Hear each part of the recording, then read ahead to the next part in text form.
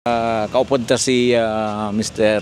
Ronnie Cordero, ang foreman sa Banwa Kabatuan sa sining nga mga proyekto. Ano diyang ginahimo ta tlad? Amo dyan anak ang gapa para dyan sa pista, ang pod festival kan.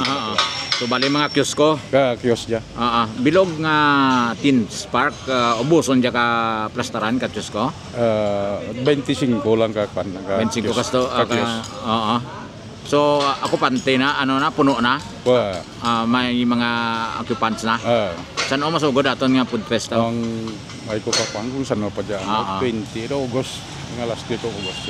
Sige. Pero daw maraya-raya pang ang pista. Grabe preparasyon ta, no? Ang timpo ginakwanta mo si kumalangan ta kan permilaguran. Nanglan nga bansi ang pagubrata. Okay.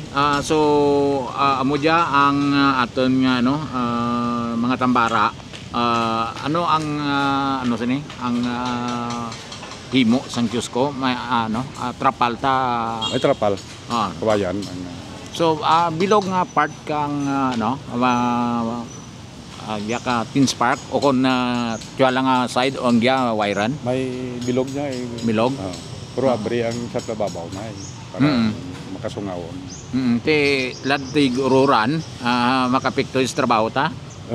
Kinanglan to yung amo dyan nga temprano pa naman Okay, ang proyekto sa Pasuga imo pagyapon ran.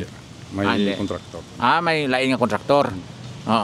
So daw ang lantaw ta daw nami pista tatlad. Hindi. Sadya kag apat sa masanag ang plasa Mo ni ang mga obreros diri sa Banwa sang Kabatuan masako diri sa plaza sa Banwa sang Kabatuan. Subong Miyerkules may abiso nga wala sa opisina ang gobyerno apang ang mga trabahante diri sa Kabatuan padayon hingagaw ini sa piyesta ining mga ginaplastar na karon nga mga tambara diri sa Banwa sang Kabatuan. Masako na karon ang mga obreros may mga pagpatahom sang plaza sa Sanagon ini tukina ang ato na interview nga